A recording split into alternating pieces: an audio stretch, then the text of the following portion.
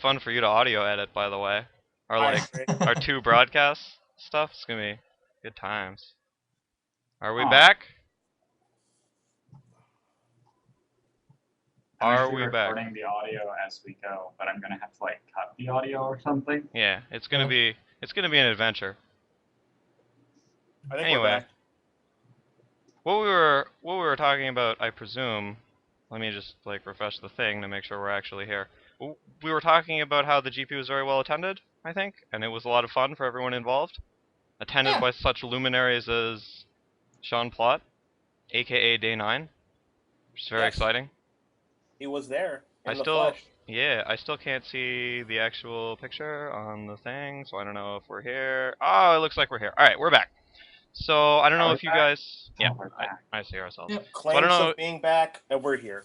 I don't know if you guys have any exciting stories about the GP that you want to mention. Any excitement? It was in fact won. We should mention by David Williams, Paul Rietzel, and Matt Sperling. Yep. Three luminaries of the Magic community who should be reasonably well known to you if you pay attention to the Magic scene. Uh, Indeed. but yeah, do you guys have sweet tales? How did your team seals go? Did we both die before making day 2? Is that Yeah, Yeah, we did. I was a little annoyed. I thought our seals were fine when we first like opened and built them. Like the deck seemed good enough. Like they're about on the power level of decks that I'd seen in the format so far. But then once we started like actually playing rounds, we realized the additional 6 packs people are building decks from is just giving them like a lot more than we got. Like I figured the average number of rares people played would be like 4 to 5 or something like that. And we were playing 3, so that's not great, but like not so bad. But then when we're playing against people who have, like 6 to 7 across their 3 decks, or like have 8 removal spells in one deck, you're just like, man, must be my roommate's team split their 4 arrests between 2 decks. Like these are the first world Rough problems life. of Rough Team life. Limited. Yeah. Yeah.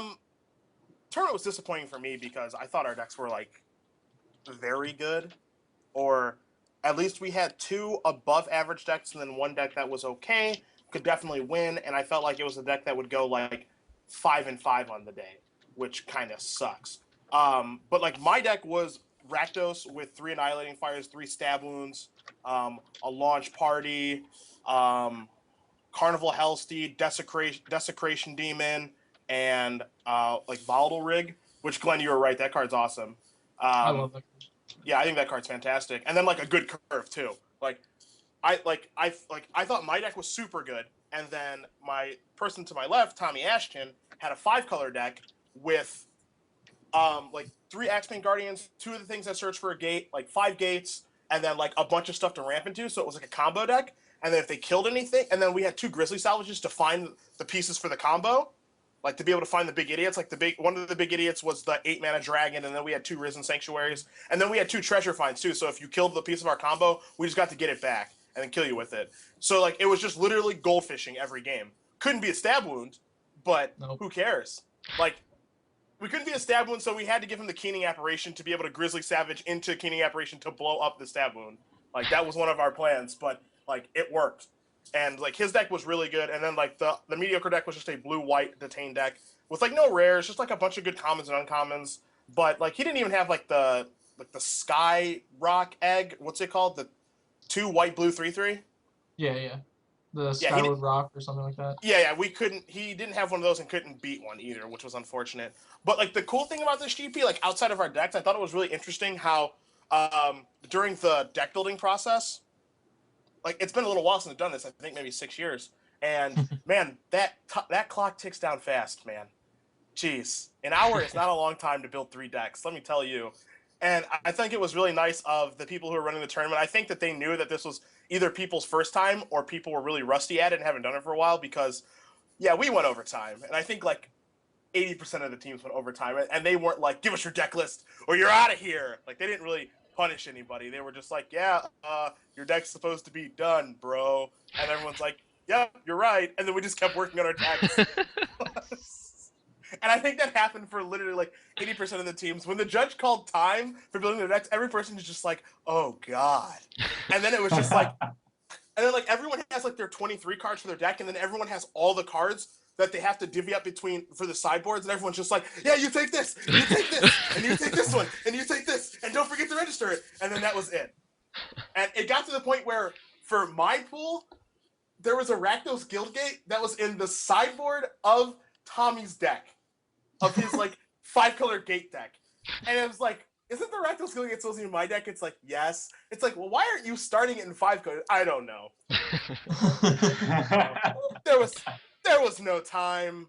And then the other one, Rakdos Rune Key. Is that what they're called, Glenn? The Rune Keys? Yeah. Key Rune. Yeah, Key Rune. Rakdos Key Rune in my board of my Rakdos deck. Whoa! Didn't want, won't need. Couldn't figure out what to cut. So we're just like, what do we cut? What do we cut? What do we cut? And everyone's like, I don't know. And I'm like, is this Key Rune good? It's like, yes. Like, but I don't know what to cut, and then we just cut it. I just board it in every game. Yeah, that card's pretty good. Yeah, every time I activated it, it was completely ridiculous. So I just felt like an idiot. It's one of the better. I mean, it is the best Key Rune. It's one of the better Rakdos creatures. Yep. Jam it right in the board. So, yeah, I know that Jarvis's team, who was also there, ended up running a Doorkeeper deck, and apparently Cedric's team had like a 5-color Grizzly Salvage monster. Did you guys have a gimmick deck, Glenn? We had the Axebane deck in our C seat, which is very similar to what Cedric's teammate Tommy played. I think a lot of teams like had that deck as sort of, if they open enough Axebanes, they hodgepodge the good cards that they could fit. Ours was pretty bad as far as Axebane decks actually go. We didn't like, our top end was Horncaller's Chant and the Risen Guardian. We didn't have a sweet rare bomb or anything like that. Just had some rhinos. That's all we got. So we ended up having to win games with like Asperius Skyward and Skyfire Drake sometimes, which is not good, or Skyfire Predator, whatever it is. Then our other deck was like a Selesnya deck with some reasonable combat tricks and martial law, and then I played our Golgari deck that boarded into like a very aggressive Golgari Rakdos hybrid against flyers because I couldn't race them effectively otherwise. So like I think the plans for the decks were okay. I think we had like a pretty generalized structure going, you just build the decks that can play your best cards most effectively. We did have 4 Axebane Guardians. Like that was like one of the things that our Axebane deck had on others, because that's a above average number to have for the packs you open. So we were happy with that, and our teammate did get some pretty insane starts. We actually wound up wishing we had a World Spire Worm, because we were like, we could easily cast it, and it is bigger and better than everything else. So. Yeah, for sure. Is there anyone who doesn't want a World Spine Worm? I can't think of a person.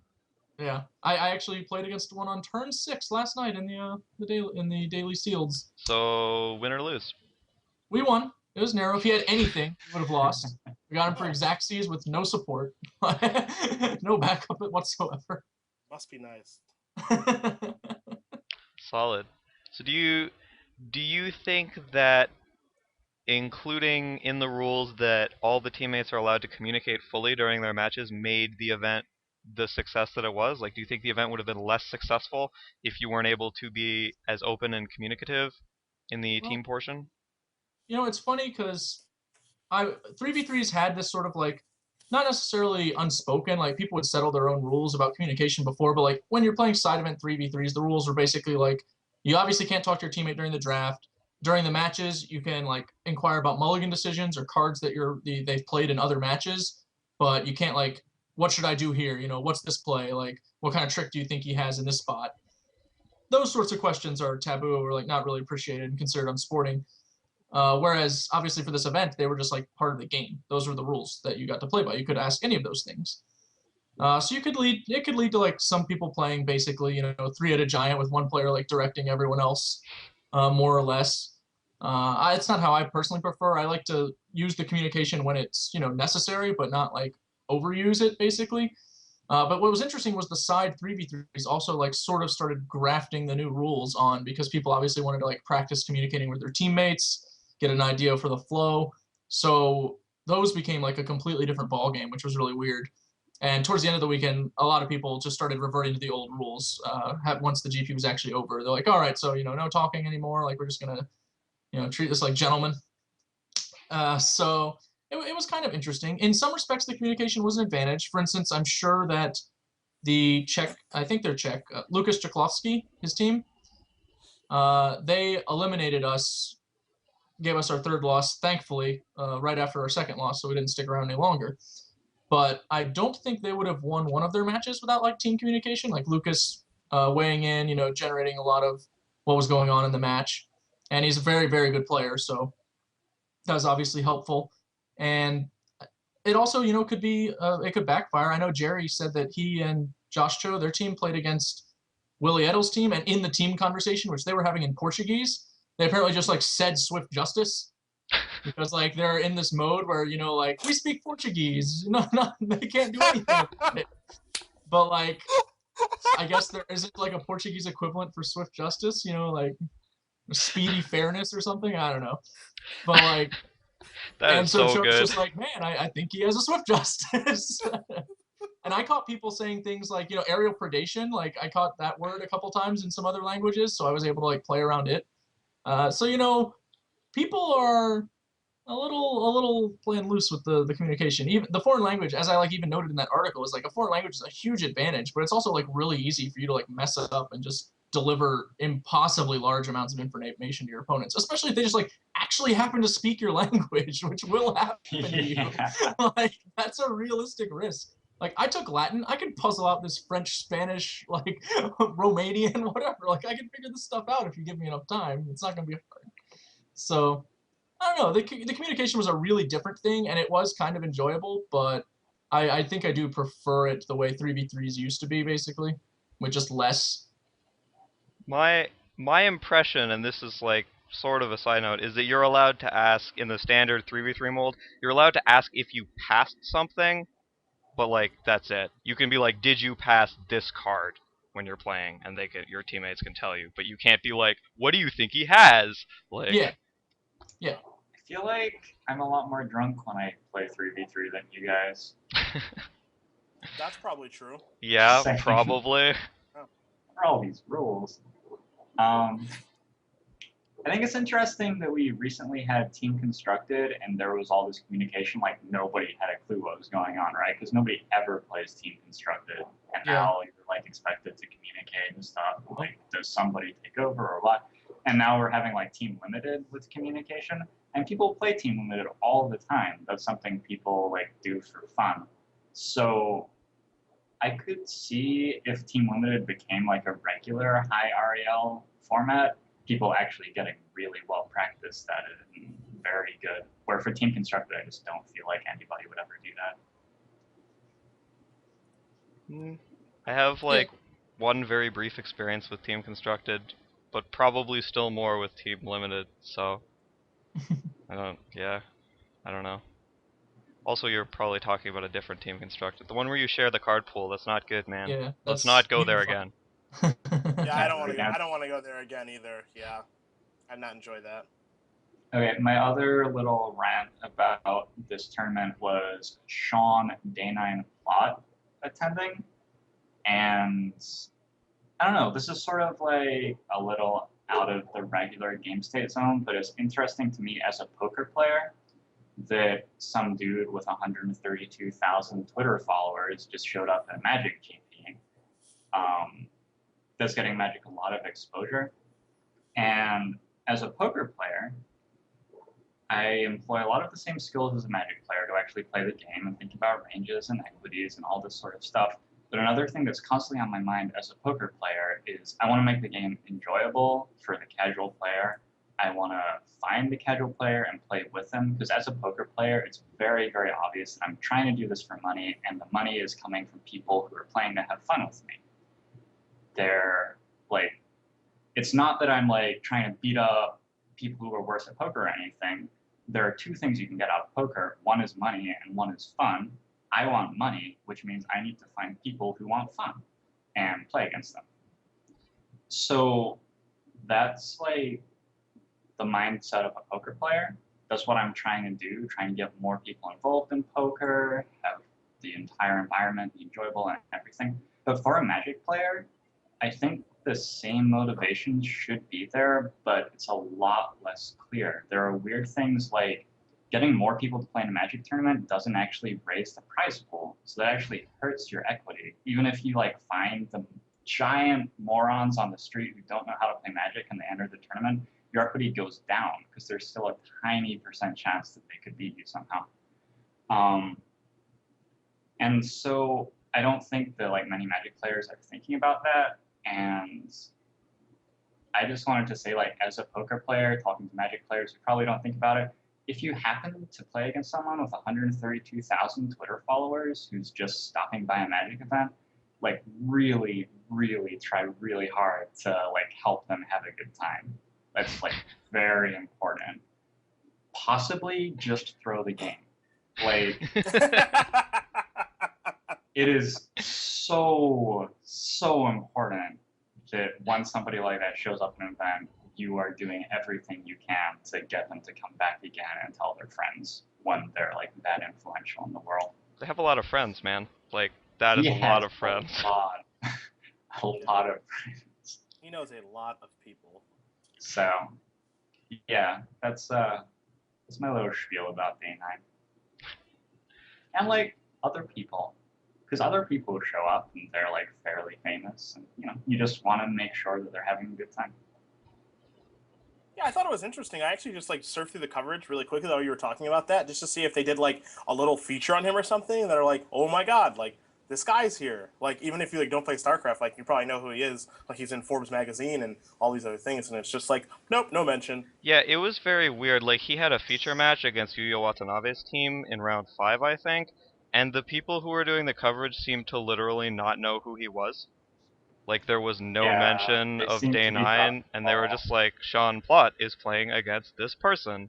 And then we just, Yeah. like, moved on, and it was like, yeah, I don't know why this is happening, but it's That's a kind of disconnect. awkward. Yeah, That's like they're like that's what happens when the person directing the coverage like knows things that the people in the field don't. And like Yeah. it's not that uncommon to happen. Like one of the things in the booth is like I always try when there's like a weird match or something to run by and give like a 1 or 2 sentence thing about like why a player might be there if it's not obvious to them, or if there is something worth commenting on. Like I always try and get that to the commentators directly, because like it's just like fodder. Like you can make better coverage with it. Just more information's good. But B, like if they don't know something that like the vast majority of their viewing audience is going to know, it's going to look really awkward. Like Yeah. Yeah, I was just surprised, like, even if they didn't, like, I guess people in the chat are saying they tried to do an interview with him, but he had to go to the bathroom, which is, you know, whatever. That seems like, but, I mean, feel like... I would say that's an insurmountable obstacle, wouldn't you? Like, yeah. yeah. sometimes I have to go to the You win, bathroom guys. on Mondays at 4 p.m. and we just cancel the show, man. Like, yeah, they went can't the get around. whole 9 yards, and he had to go poop, so it was off. Like, Yep, no deal. Bad beat. So I thought that was kind of funny. Yeah, when a man has to go, he has to that's go. an excellent segue Into into what? another quirk of the rules at GP San Jose that came up for my friend Forrest. Cedric is familiar with him. My roommate and his team.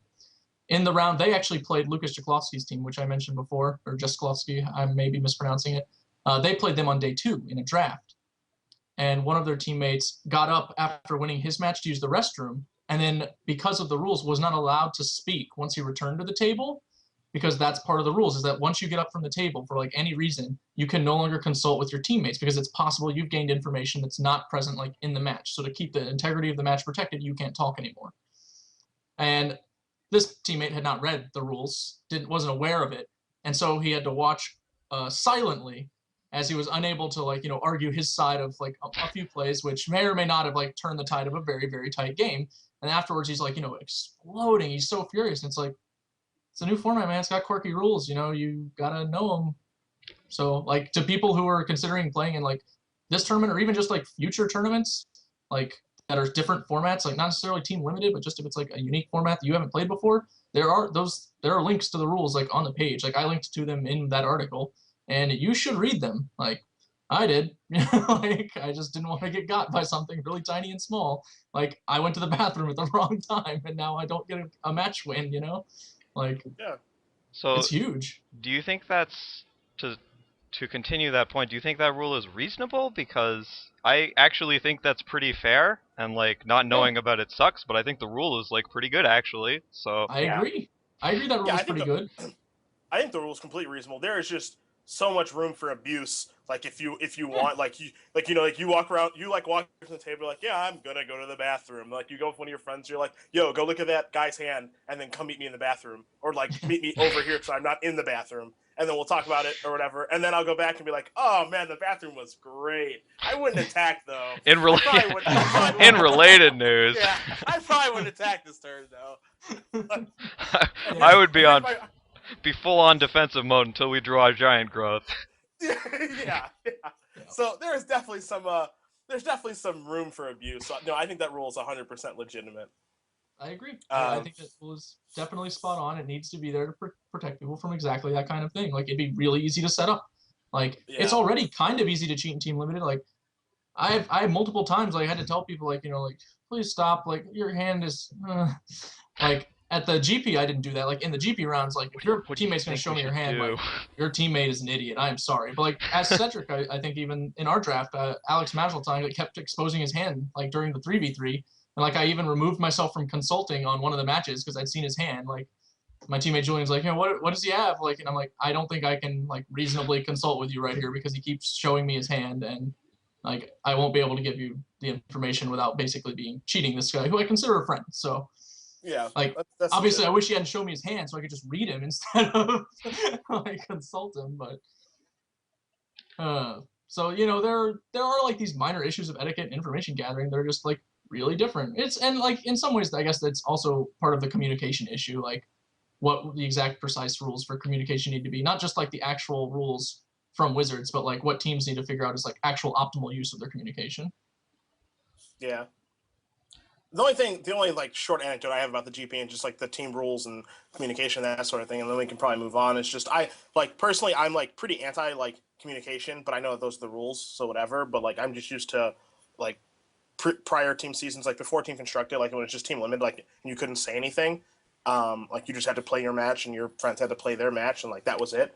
Like I liked it that way because like if you're teaming with these people, then you have a trust that these people are like of similar skill level, or like why are you teaming with them? Like why are you teaming with someone that you just have to be like, okay, as soon as I finish my match, bang, all right, like you have to take care of like every play they're gonna do. Like if I assume if you're teaming with these people, like you respect their ability, you think they're on a similar or better level than you, and then you don't have to interfere with their match because you trust that they're going to win. And so like I found it like, I guess Bush League is the term that I would use. Just like there was one match I was playing where it was split, and then the other two guys just like immediately came to their teammate's side. And they were just like, yeah, like, and it was just like 3HG. And then Tommy was playing against them, and I'm just like, do whatever you want, man. Like, you're good at Magic. I'm not gonna like do anything. If you have a question, I guess ask me, because like you haven't played the format that much, so you want to know what cards there are, because we can do that. But like, it was really funny because like when it was 3HG, this guy drew like a way to kill a reach creature, Tristani's Judgment. He drew that, and Tommy had out a 2/4 Towering Indrik that has reach. So it's basically Donkey? Yeah, yeah, if you would. I would. Yeah, you just did. People call it Giant Spider because it's Giant Spider. And then he had out the 5/5 Reach Trample Spider. And so the guy drew Tristani's Judgment, and he's just like, Tristani's Judgment. And he's like, puts it on the Towering Donkey, but says, he looks at his teammates and goes, kill the spider? And his teammates go, yeah, kill the spider. And he's like, and they're like, no, kill the spider. And he's just like, taps the 2/4 harder. And he's like, yeah, I'm gonna kill the spider. And it's like, no, that's not the spider. Like, what are you talking about? Yes, that's the spider. And it's just like, oh my god. And then Tommy and I were just laughing. Obviously, it's just like, come on, man. Like, it just feels so stupid to me, I guess. And I don't like it. But whatever. Like, I understand that like it's more player friendly to have it that way, and it's going to attract more people, and it's not as cutthroat, and I think that's what WotC wants. So that's fine. I get it, but like from like my aspect, like playing in the tournament, I didn't really help my teammates. The only real thing I did to help my teammate, Alex was playing a match, and it looked like he was going to lose when he was up a game, and I had won and Tommy had lost, and there was like 10 minutes left on the clock. He was in a blue-white mirror, and the guy's blue-white deck was better than the opponent's blue-white deck was better than Alex's deck. So I just said concede. I wanted him to concede, and then try to curve him out and kill him game 3 because it'd be on the play. And Alex had a curve out blue-white deck, and that's like the only amount of like real helping I did, is because I thought that game 2 was going to take a little while, and we had 2 lands in our hand, and our opponent had not played a land for 5 turns. So like he had 3 spells, and we had 2 lands, and the opponent was in a better board position. So I was just like, concede, and let's just try to mine some game 3 because a draw is as good as a loss. So, Yep. you know, I think that's like the only like amount of help that I did. I'm not there to like play for my teammates. Like, I'm not going to team with them if I don't think they're good. Like, I'm not going to team with them if I don't think they're as good as me. And then then you're just going to have this uneasy feeling when you're playing too, that it's just like, man, I better hurry up and win because like this guy's an idiot. So I gotta get to work over here like as soon as I'm done. Like, so you better give me the Rakdos deck because that doesn't take very long. Can you? And then I'll help these morons. Like, can you get to a spot where like some members of the team are legitimately stalling to try and get the guy who knows how to play Magic over to their match? Like that can happen. Yeah, that happened sure.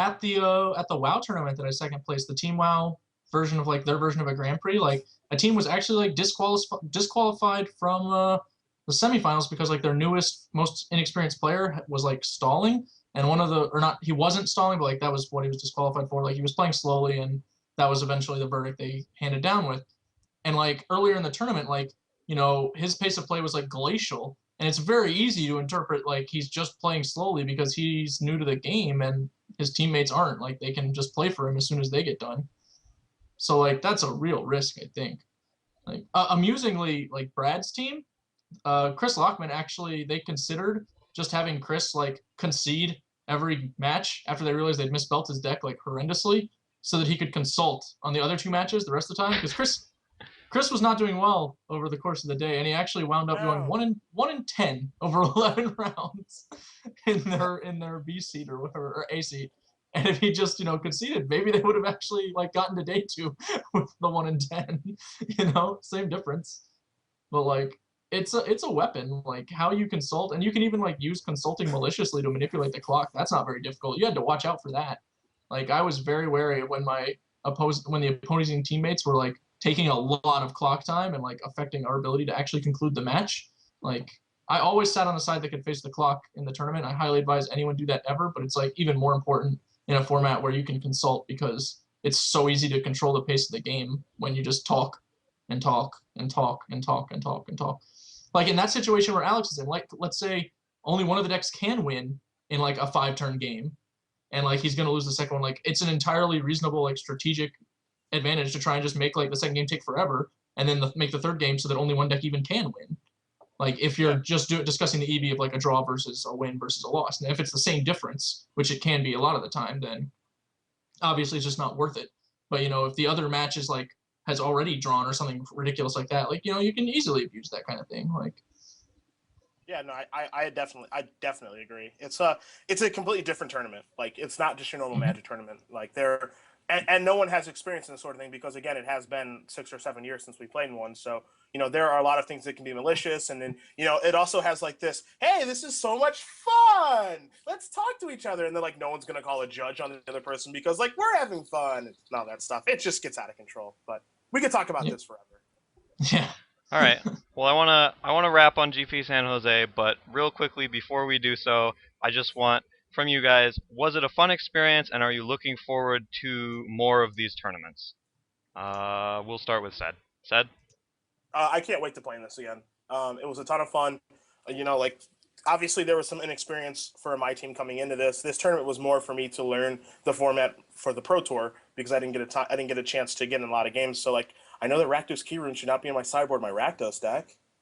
I learned so much. But yeah, the tournaments are a blast. Obviously, if you ever done a 3v3 draft or team draft before, they're the most fun that you can have in a tournament. I think it's the best format in Magic. I don't think it's particularly close, and they're gonna hold another one because 1,700 people came to this one. Fun time? Yeah, they actually they already have one scheduled in March in Utrecht, the Netherlands, which I'm considering attending. So take that. Like I enjoyed it. It was a lot of fun. It was the most fun I've had at a GP, and I'm like a notorious curmudgeon. I usually go places and regret it immediately. So yeah, I had a pretty great time, and I would happily GP again, which is also not a comment I often say following a GP. So yeah, if you missed out, then that sucks, but you should attend the next one. I'm sure there will be a domestic one. I'd expect them to try and implement like 2 a year, 1 on each coast in the US. That just seems like very easy and reasonable. It's basically like the same model they use for Legacy, which is just like one every now and then, just to, you know, keep you interested. So Yeah, it was sweet, and I would advise you give it a spin with 2 friends, not people you don't know or don't like, because that will be really awkward for a really long time. 11 rounds is a really long time to try and get to know somebody. How well would you say that you know them after 11 rounds, though? You probably get in really deep there. Yeah, Like, probably maybe too deep. yeah.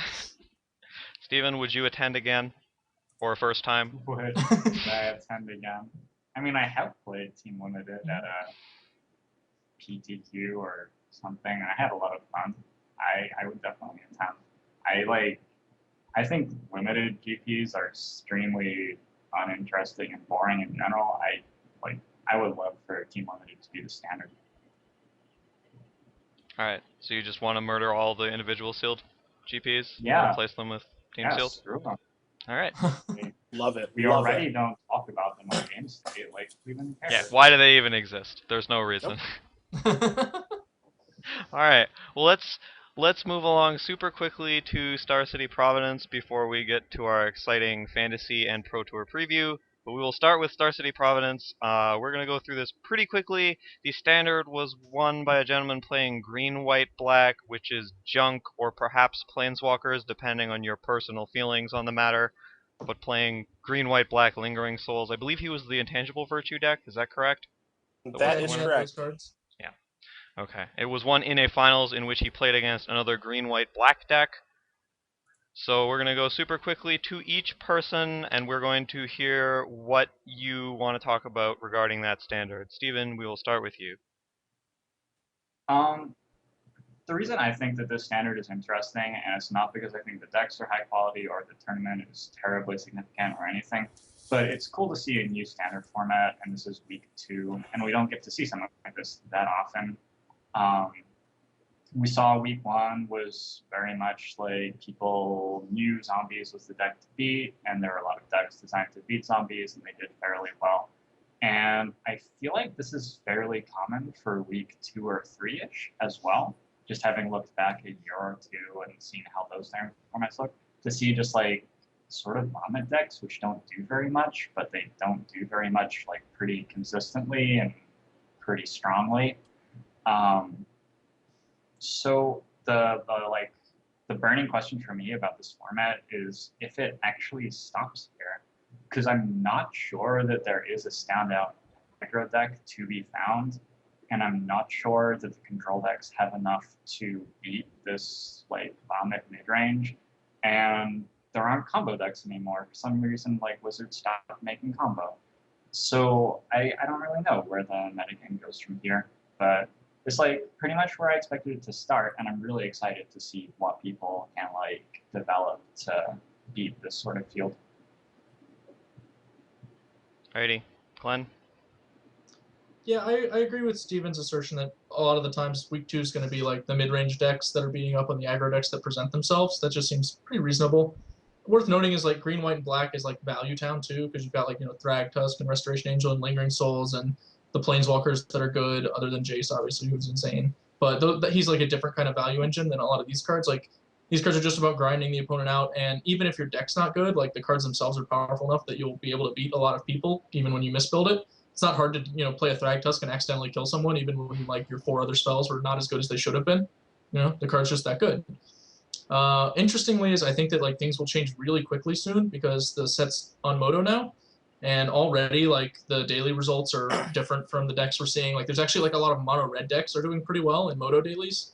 So if you want to see like something like that, those decks are taking off, and Thragtusk is still a card on Moto, obviously, like very much. It's very available, so it's not like Thragtusk is killing these decks. They're just like super creature oriented, can deal a lot of damage, race zombies pretty easily. So I think that in like 2 weeks, this metagame might look a lot different. Like that would not surprise me, because the Moto grinder will definitely just change the game by ironing out like all these crappy numbers, getting rid of the cards that don't belong, and just honing all the decks. Are you saying that we shouldn't have one of every random Magic card that we could find in our deck? Is that? That's right. I'm sorry, Caleb, but that's right. Okay. Tough but fair. Said? I I mean, interesting top 8 here. It's kind of all over the place, especially if you look at the top 16. There are a lot of different decks. Obviously, these numbers are going to go through the Moto Grinder, as Glenn said. Really couldn't have said it much better to figure out what's good, what's bad, that sort of thing. Green, white, black tokens is probably the most interesting of the decks, and obviously it did win the tournament. But it is the most interesting of the decks to me because it does a little bit of everything, and the things that it does, it looks like it does incredibly well. As far as like it has really good utility lands, it has planeswalkers, it has good utility cards, and it has obviously very good creatures. I like a lot of what that deck is doing, but it's not a slave to any one thing that it's doing. Like, it has 3 intangible virtues, so it's not incredibly token reliant, but it does have a token theme, it does have Thragtusk, and stuff like that. I'm a pretty big fan of this deck, and it's been covered quite a bit in articles this week from relevant authors, Patrick Chapin, Ari Lax, that sort of thing. I think it is one of the better decks in the format, and I'm not surprised to see zombies beginning to die down because, again, it is an incredibly linear deck, and people are more focused on moving towards green-black zombies than black-red, which I think is the better of the 2 decks. So that's pretty much it. Things are going to get a lot more diverse once Moto flushes all these cards in the system. People can start playing Standard. I think things are just going to get even more diverse than they are right now. Alrighty.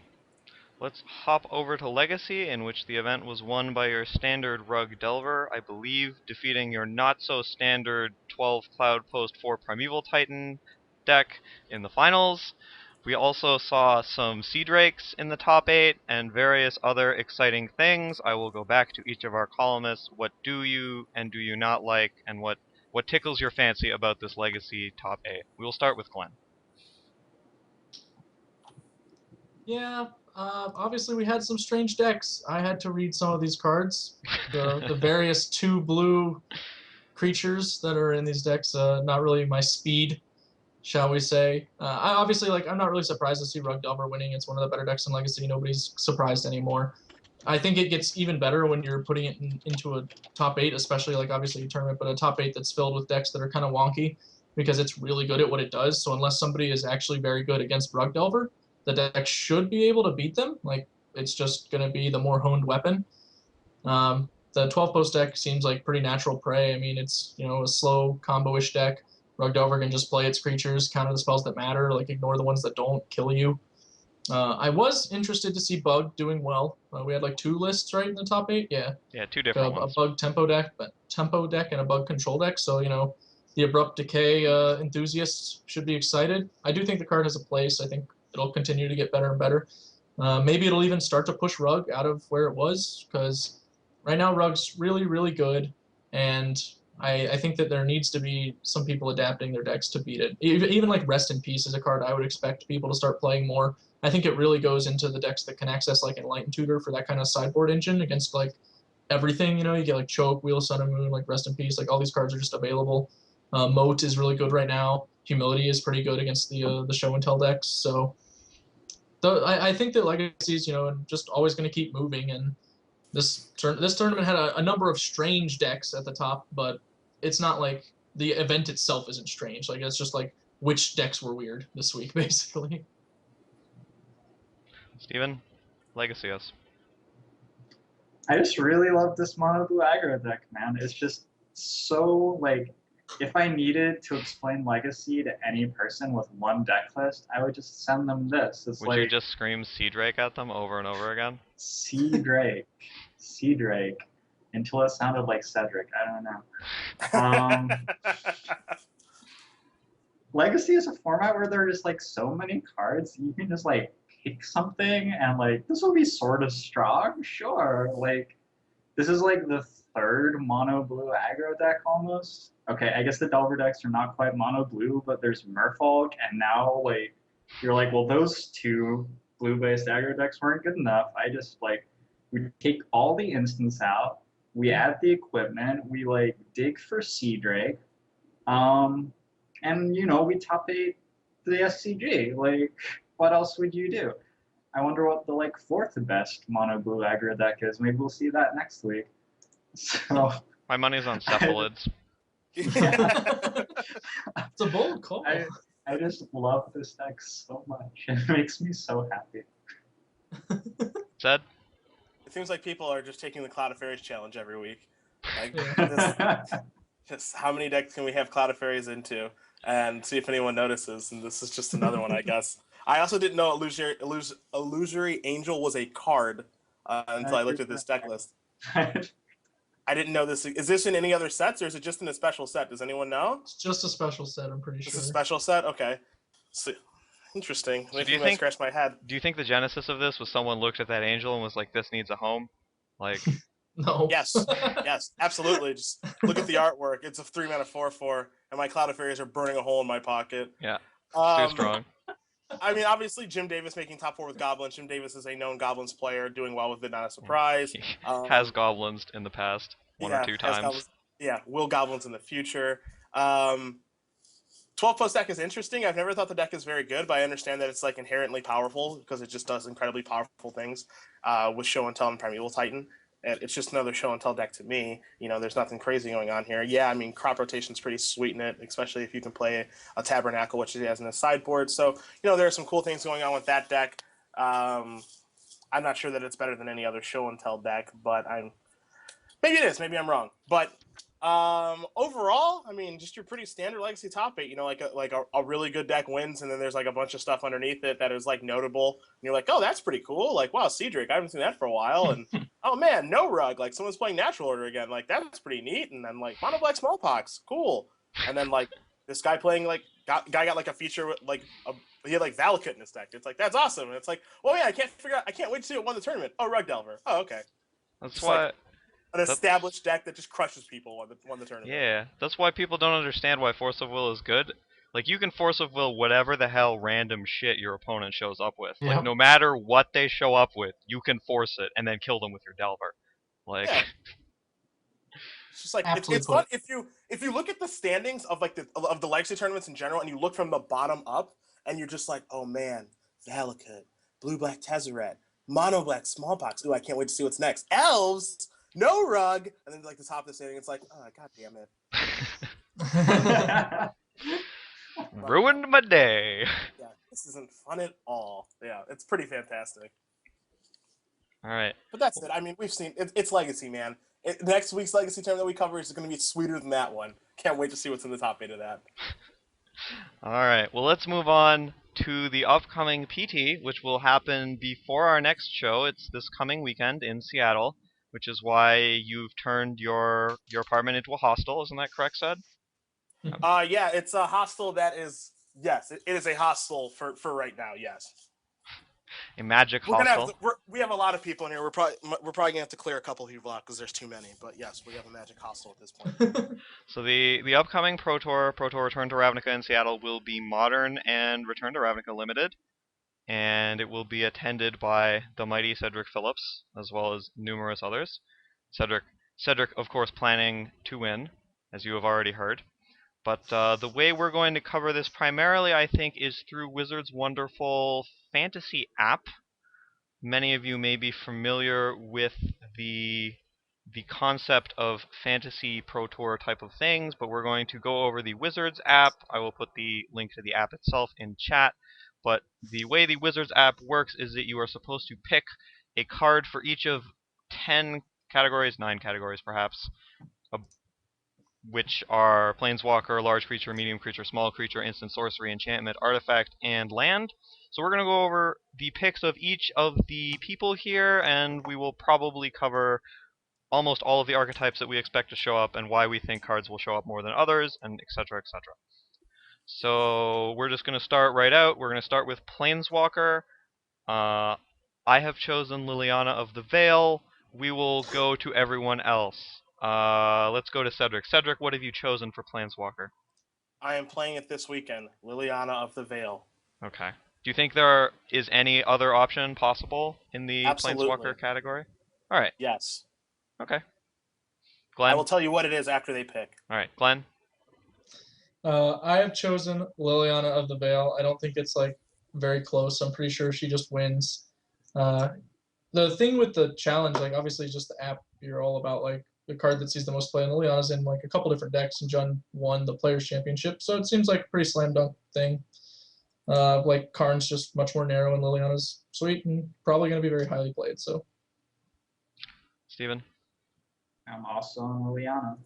Karn obviously is a thing, and then like it drops off very, very quickly. I think Gideon or Elspeth see play on zoo lists sometimes.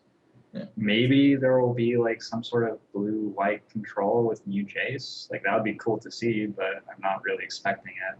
I mean, the pickings run out pretty quickly after that. You get big points though for this category. 5 points per instance. So It's a good thing we all get it right. Everybody, everybody, same Everyone. multiple of 5 points. Yeah, I think that Jace, 3-mana Jace will probably be the third most played one. I think that's reasonable. That's reasonable. Where do you have small Jace? Just out of curiosity, like what decks do you have? Like I don't really have in any particular decks because I don't design control decks, but I know that there are people out there that do.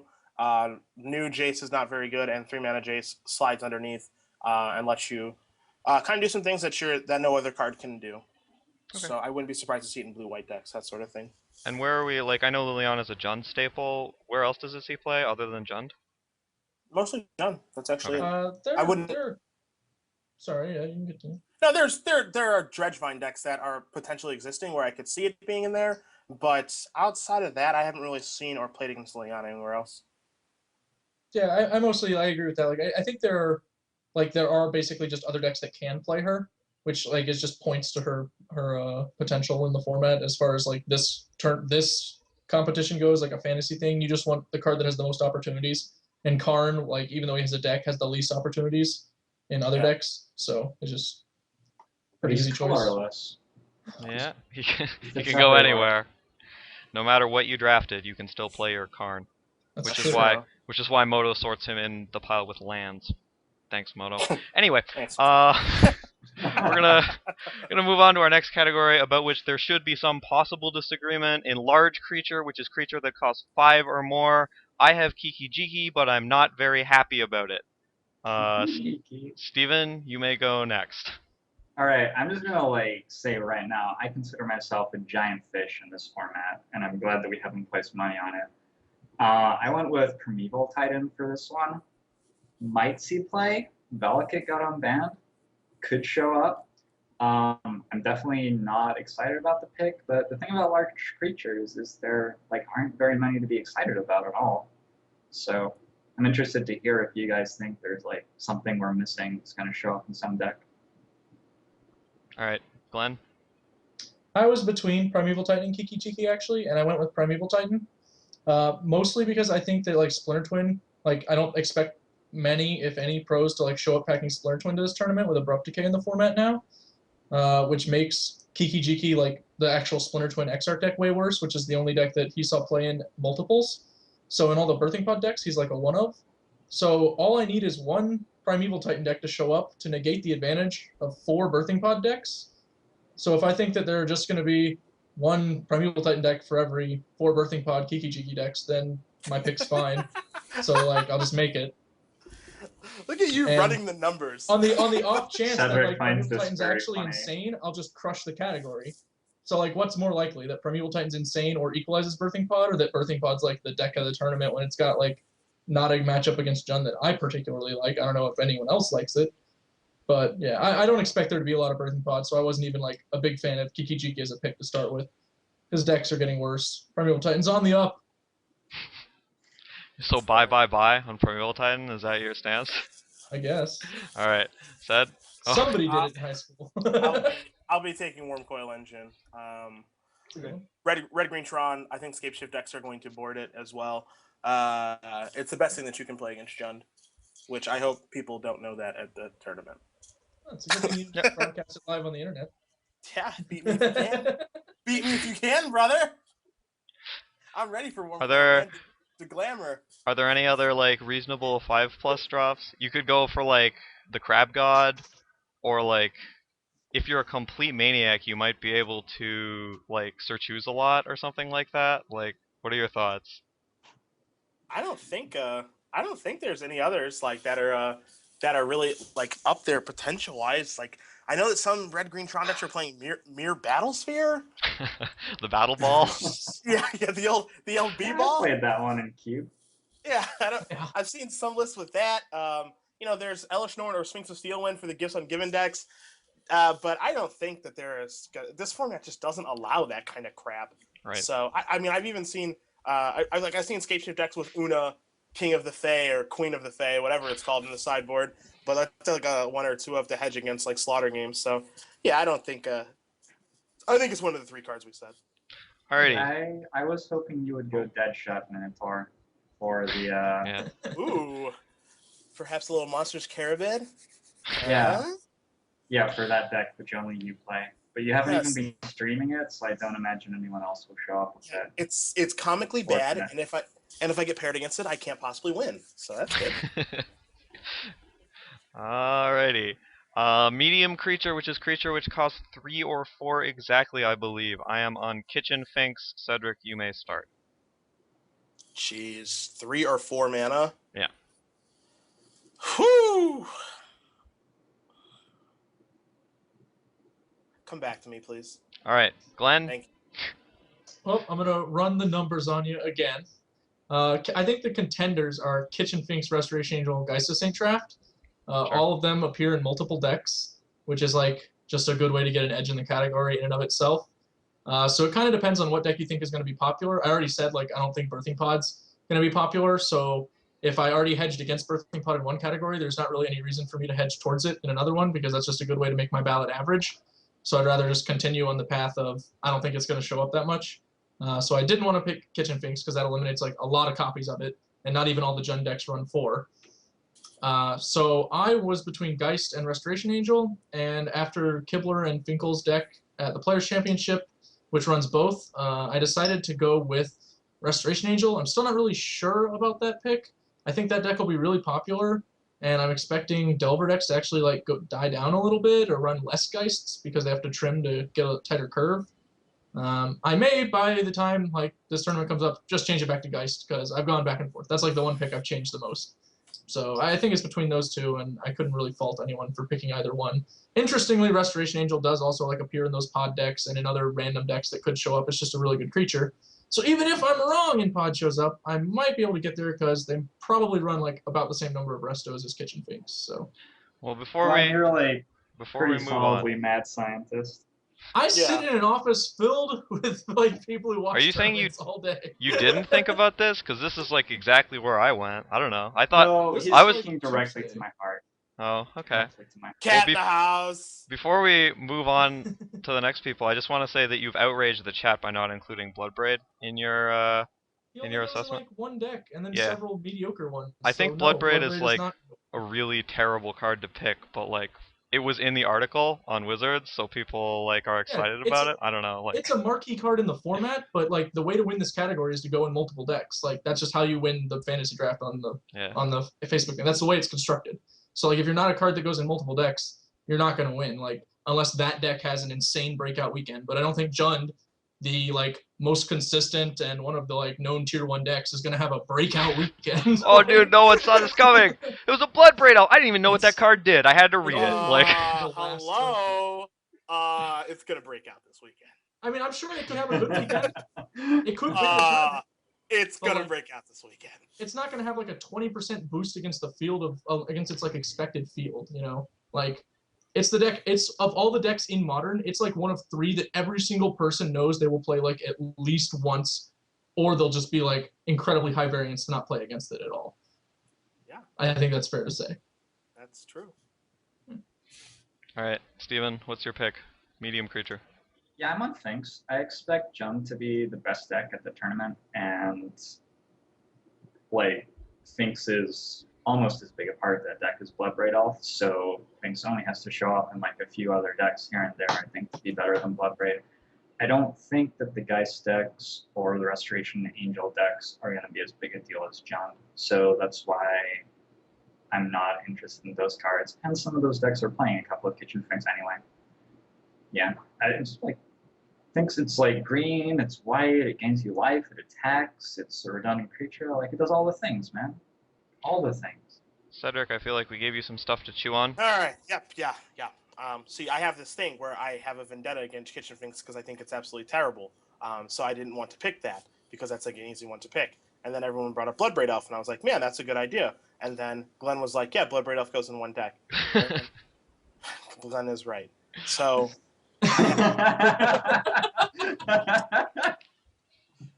I have to unfortunately pick Kitchen Finks. The Well, you card I don't just- even. I mean, before we move on, you don't even like Kitchen Finks in Jund, right? Isn't that correct? I Like think it is garbage. I agree. Actual trap card. Gain 2 life does nothing.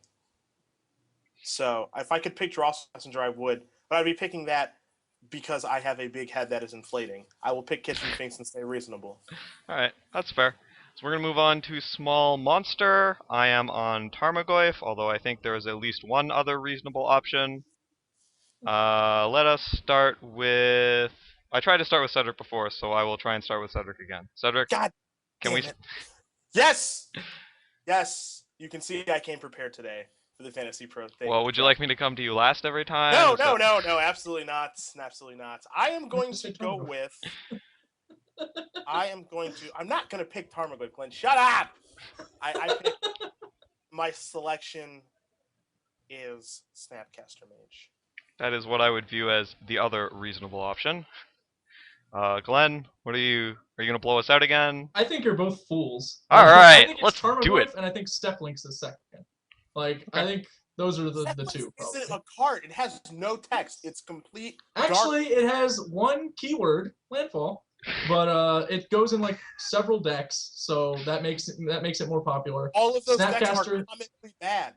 I'm not disagreeing with you. I'm just saying it goes in more of them. Like, I mean, everybody showed up playing Zoo at like a 16-player championship for multiple thousands of dollars. So like, you want to tell me Steplinks isn't going to show up? You can say it. That doesn't make it true, Like, I think that's like the order. I think Tarmogoyf is like the comically easy pick. I don't expect it to be very close in that category.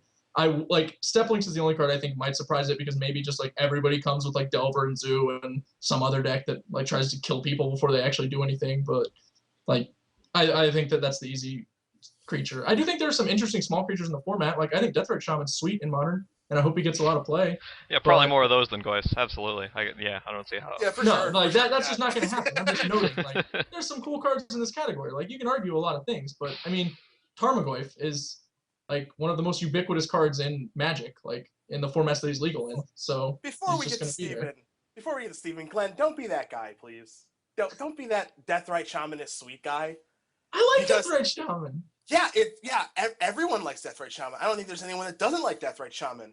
And when I'm streaming, people come to my chat and say, "Hey, you should play Deathrite Shaman," and I say, "What should I play it for?" And they say, "Cause it's sweet." Oh no, you shouldn't play That's it. not a reason to play a card, Glenn. I it agree. You doesn't don't play it in Do Jund. anything. You play it in decks that want to go from 1 to 3, not that want to play 4. That doesn't make any sense. Why don't you just play Birds and Hierarch then? And none of those decks are good. Because he's a Grim Lavamancer when he's not a Birds. Oh, he's killing creatures now. Tell me more. Oh, he's Nice. going to the face. Who shoots creatures? Face. Steven, your turn. Steven. I'm surprised nobody mentioned Delver. No. Oh God, I'm out of here. Hi, Cedric. I'm out. So the rest of you guys,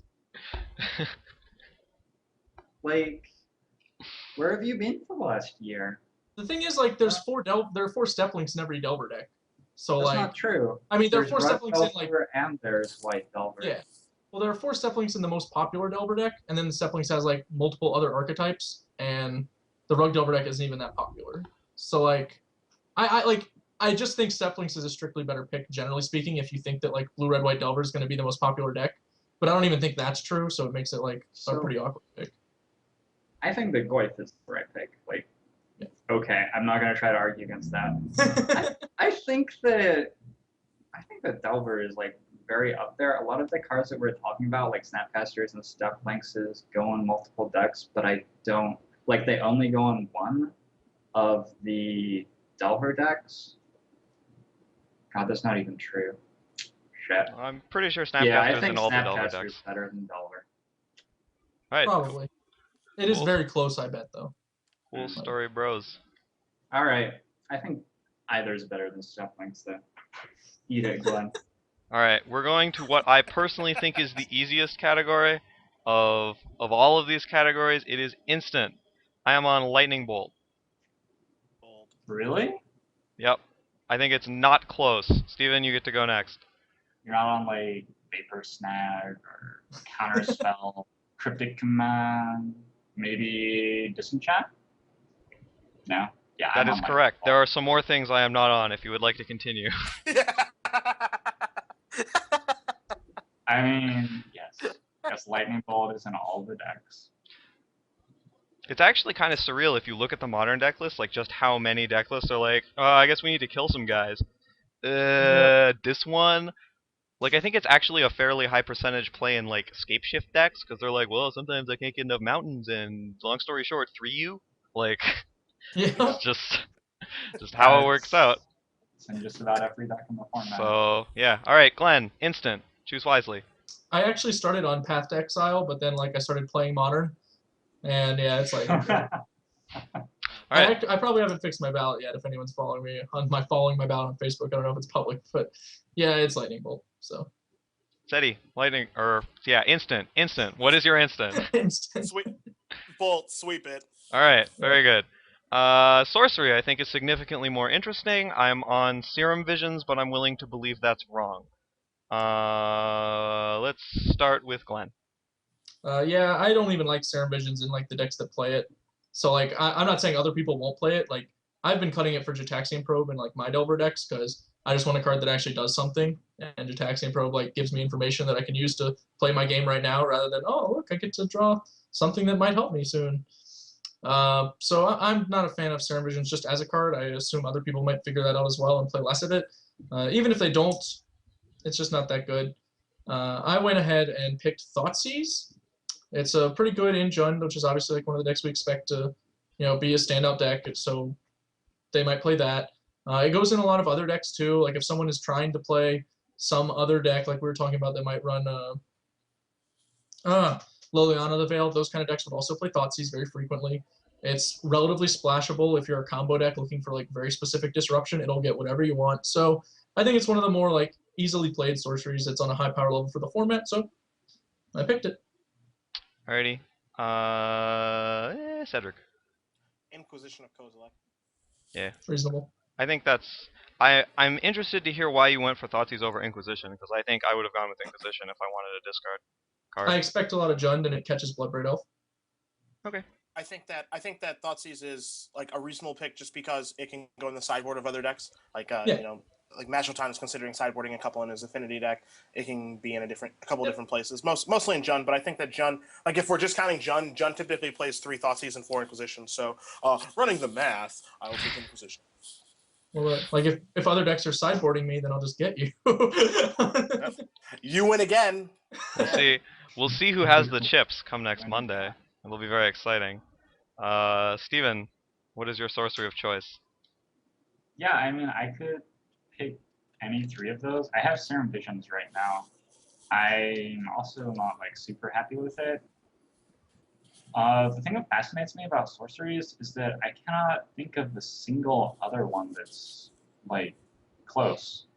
People said Explore in the chat. Seems pretty bad, but That's it's a like thing. It's only one deck at most. Get out of your one deck mentality. Just pick Scapeshift. Yeah. If you're gonna pick Explore, why wouldn't you pick Scapeshift? That deck runs 4 of both, except it might not run Explorer, right? Like, Yeah.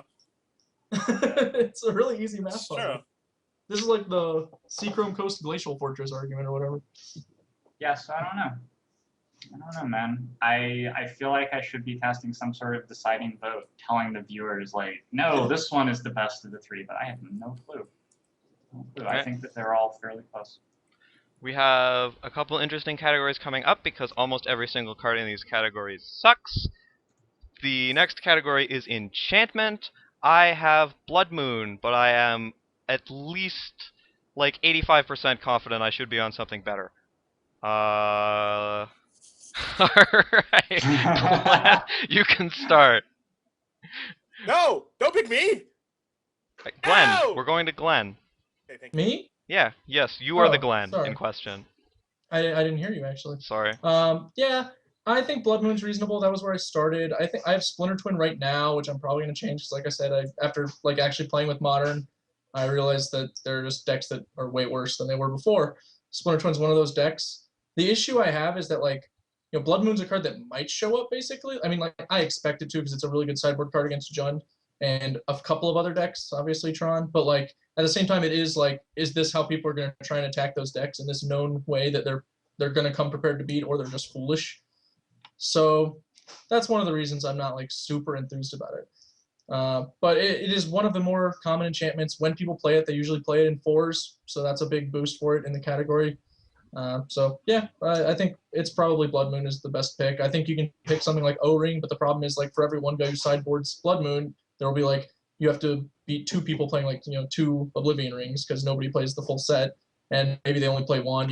It's really difficult to beat them when you're on a 4 strategy against a 1 strategy. So. Alrighty, Steven, enchantment wisdom. You can say I'm a dreamer, but I'm on a Pyromancer Ascension right now. That is dreamy. You merit a snort, sir.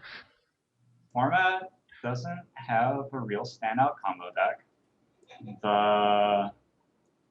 The like direction right now is higher, very much higher, and low strategies cannot really afford to be creature based right now because the mid to high range decks are, I think, doing a very, very good job of beating the creature decks. So I think Ascension, the Swath variety in particular, is quite well set up in this format. I don't know that anybody in the world will play it, which is like the problem when you're picking based on popularity largely. But I'm gonna go with Ascension and like stick my sorcery on Serum Vision somewhat because of that, and like see if the deck can do something in the tournament. Alright, Sed, we've run out of people who aren't you. Now you have to go. Okay, I'm ready. I'm gonna not pick Blood Moon because I don't want that many Blood Moons in the room. So therefore, from a karma aspect, or maybe that's karma, maybe it's not, I'm going to select Prismatic Omen for the weekend. Is it because it goes in Scape Shift? Shakes my head. I shake my head at you, sir. Yes, that's fine. You can shake your head all you want. I refuse to pick Blood Moon. I'm not going to pick it. And if I win, if I win. Well, there's a couple other. You can like be a complete maniac with like Stony Silence, right? Also, Blood Moon not actually good against Jund. It's very perfect worldy for it to be good against Jund. Well, yeah, I mean, if you have Deathrite Shaman, you can just keep casting your spells, right? Yeah. There it is. There it is. All right. Oh, but you don't have Deathrite Shaman. I forgot. No. I'm sorry. I just haven't. The thing is, I haven't tested enough for the tournament, so maybe I'll have to get on that later tonight. I couldn't resist. All right, we're on to Artifact. I am on Relic of Progenitus, although I think I was on Grafdigger's Cage earlier today, and I chose to go to another random sideboard card. We'll start with Cedric. Cedric, we need an artifact. Yeah, I wish people would get the memo that Relic is just terrible, but I actually do think it's Relic, mainly because like when people are building their deck and they just need a graveyard hate card, they're like, oh, so Relic and then Green Red Tron starts 4 of them, so I think it has to be that. I don't think it's going to be Birthing Pods. Ship Relic just because of lazy deck building. We'll go to Steven next. I'm on Birthing Pod just because it's a 4-of and like a fairly reasonable archetype, and I mean, as far as artifacts go, it's hard to find artifacts which are actual 4-ofs in decks. I think is a big concern. There are lots of 1 or 2-of sort of archetypes, and a lot of them go on multiple archetypes. But it's pretty exciting to have an artifact which is actually a 4-of and a fairly well played archetype. I will say before we go to Glenn that I know on Jarvis's ballot he had cranial plating. Do you guys think that's like completely unreasonable, or? I think that's unreasonable for a PT. Okay. I don't think it's unreasonable, but I think like he's looking at things incorrectly. Like Glenn could run the numbers for him and explain it. Yeah, taste it, Jarvis. Not even here to defend yourself. Boom, right in the kisser. Yeah, there's gotta be other artifacts which show up as a 4-of almost always in Affinity, but also show up in another deck, right? Yeah. There's gotta be something. Well, can you pick a land for that? Can you pick like Darksteel Citadel, or I guess that's not in anything else. You can't actually. They're like Dryad Arbor counts like exclusively as one thing too. Yeah, Okay. They didn't let you double dip. All right. Anyway, Glenn, give us your pick. Yeah, I initially was on Birthing Pod, but the Tron decks have continued to run Relic in the main. which I thought they would eventually stop, and they never did. So I think that means it has to be Relic, because I expect Tron to be more popular than Birthing Pod, and if they're all running Relics, then it'll just naturally destroy Birthing Pod without even taking into account the fact that people are sideboarding it inappropriately. So that just makes it an easier pick. Yeah, If the thing Birthing is, Pod winds up being a big deck, then Birthing Pod has like an easy shot to overtake Relic, but it's probably Relic. Relic is just awesome in that deck too. Is a thing. Yeah, Like I thought does- people would cut it too, and then I played with it, and I'm like, man, this card's just so good every time you draw it, other than just cantripping. How do you guys feel about Expedition Map? Worse pick than Relic. All right, take that, chat. Taste it. Bang. I mean, they're both in the same deck, and one of them gets sideboarded in another deck. So No. I wish that the picks were weighted. I wish they gave you odds, like 1.2 birthing pods for one relic for like, I don't know, etc. You know, so that some of these That would be a lot prices more are interesting. closer. Yeah, as is, it's just like you're just gaming the system on every pick, basically, and maybe you're right, maybe you're wrong, but yeah. you're just gaming it. Well, that's Yeah. sort of how traditional fantasy works, isn't it? Like fantasy football or whatever. You're just like, well, I guess it's more correlated to actual results. Like you actually want people Yeah. who do well, as opposed to just like, well, Show Tom up. Brady's QBing every one of the games, so I mean he'll lose, but like he's everywhere. Yeah, Okay. pretty much. Let's move on. The last category, well, not the last category. The second last category, the last Magic card category is land. I am on Scalding Tarn. I think there is one other reasonable option, and the rest are awful. Steven, what are you on? I'm on Misty Rainforest, and you can like think I'm awful, but against forests and against islands, man. Eat it. Do. Glenn. I am on the other reasonable option, which is Verdant Catacombs. I think it is pretty close between like Scalding Tarns and Verdant Catacombs. I also think Mr. Pyromancer Ascension should probably be on Scalding Tarn. It's just a thought. But yeah, Essentially Verdant plays Catacombs. for Rainforest. Like the reason that it's Rainforest is that all of these decks play more than 4 fetches, and like fetches 5 through 7 or 5 through 8 are almost always Rainforest. yeah, but That's 1 why through 4 are it's Scalding Tarn a lot of the time. Okay, but like one deck plays 1 through 4 Scalding Tarn, and every deck plays 5 through 7 Rainforest. I don't I really think think like that's- I think way it's more Scalding than one deck Tarn plays first. 4 Scalding Yeah. Tarns, so Blue, Red, White, I mean, Yellow play more Scalding Tarn than Misty Rainforest every time. So will Pyromancer, so will Splinter Twin if it's a deck. so will Like- Blue Red Tron, if that's a deck. If it's a deck, yeah. Yeah. Yeah, I don't know. I wanted to pick Misty so bad, but you guys are making too much sense for Scalding Tarn now. I was gonna pick Misty because like I think the people who are gonna brew for this tournament are gonna have Misty Rainforest in their deck, and I think there's something to be said for that. Like someone's like I think like a handful of people are gonna show up with some shitty Bant deck and just like some deck with Yep. Breeding Pool in it because that's like a brewer's deck, and it just seems like Misty Rainforest would be home there, but Tarn is in a lot of decks. It's even in that terrible both terrible Delver decks. So it's Misty Rainforest. Oh, I'm it's not. taking Scalding Tarn. Alright. And then we're going to move on to the player pick, which is like a complete crapshoot, but only counts for tie breaks or something. I think you just pick some random ringer. I have Shuhei Nakamura because that's the first one that came up for me when I was picking a dude. Cedric, go ahead. Give us a person. I wonder who Cedric's on. Yeah, it's a tough one. Am I allowed to pick myself? Yeah, I think so. Yeah. Are you registered to play in the Legal. tournament? Am I allowed? What do you mean registered? You are on the ballot. You can pick yourself. I am on the ballot. I can pick myself. Oh Yes. baby. Oh man. Well then I'm gonna pick literally anyone else but me. I'm going to select Martin Yuza Okay, that's from fair. the Czech Republic. Glenn, you have a personage. Yep, I went ahead and just picked Jerry. I'm aware he is not. He's the won pick all pick. the other ones. Yeah, right? I mean, you're playing the But odds here, I right? actually just He bricked does on great. every tiebreaker I've ever picked. Like every time I picked PB the first time, he does like not well, and LSV crushes him when I was between them. And then I picked LSV the next time. PB gets like second in the Pro Tour.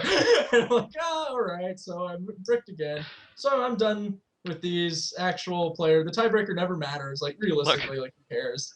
Look, I just the, want to be right about the cards. So the generals were due. Like, Yeah. I mean, if anyone's due, no, Yeah. no, not Jerry. Sorry, but yeah, I think Jerry will do well. I've gotten to watch them test, so it also gives me a horse I'm actually like interested in rooting for. Whereas like I like PV. He's like one of the best players. I very much enjoy like watching him play, and I don't mind rooting for him. But like it's a little different when you've seen a deck and seen the people playing it and interact with them on a daily basis. So I like to be able to cheer for my friends. So I'll go ahead and put them on my ballot. All right. Well, Glenn, I'll try to go 0-5 for you then. Yeah. Well, yeah, you cheer against me. That's not cool. I'll try to go 0-5. There.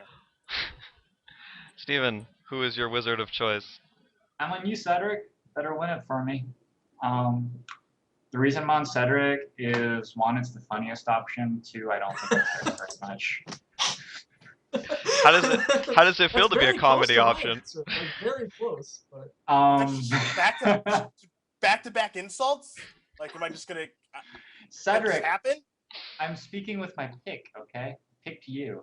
Sorry. That's what counts. His words say cruel things, but his heart thing about speaks you, just to Cedric, you. Is that you play like the worst decks you can find. You like switch from deck to deck from week to Tell me week, more. and then you win or top 8 or play for top 8 in every tournament you go to.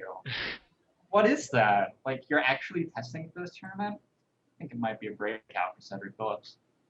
Oh, well, thank you for the vote of confidence. Yeah, I am a little disappointed that you're on a deck which is like way more reasonable than your standard deck, like per tournament. That's very exciting. This may be the first time Cedric Phillips like goes into the tournament playing what is considered by many to be the best deck. Yeah. I don't do it often. I don't like being There's- the target. There's still time for him to audible though. yeah. I have That been would getting not be surprised.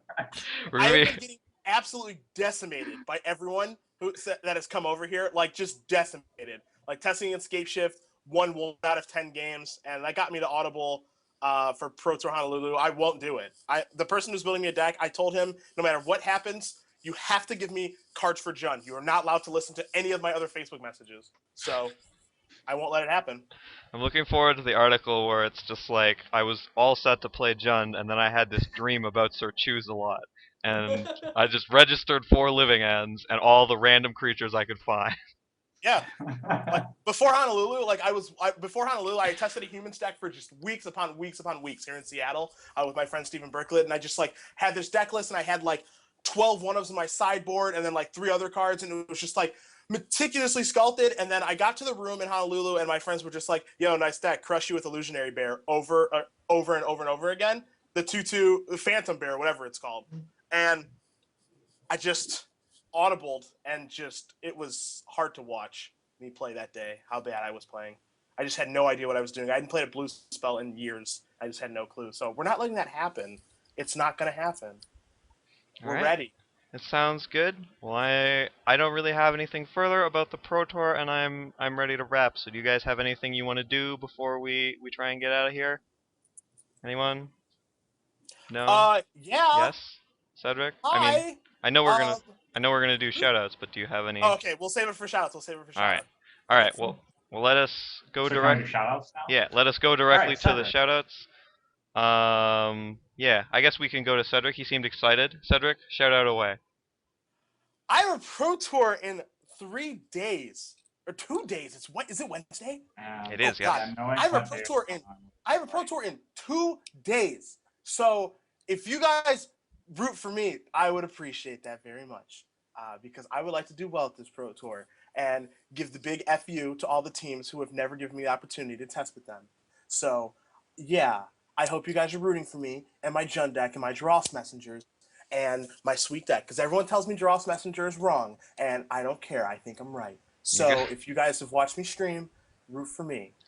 Thank you. You got a message for them? Is that what you're? Yes. Okay. Yes, good. I have a message that is not family friendly for the people who will not let me test with them. So I won't say it. All right. Glenn, shout out away.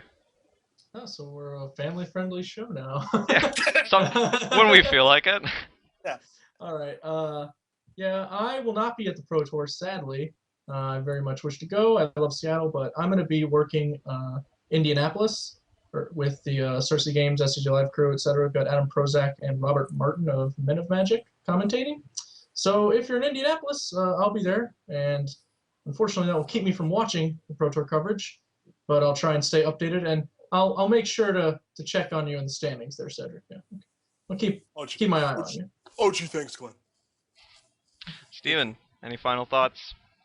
Yeah, so the most exciting thing to happen for Magic this week, I think, was fairly easily the League of Legends World Finals, which are not Magic at all, but I wanted to throw them in at the end of the show because they awarded $2 million in prizes and had 1 million simultaneous viewers. I was thinking about it earlier, and 1 million is when a Magic player says 1 million, it's because they're choosing an arbitrarily large number.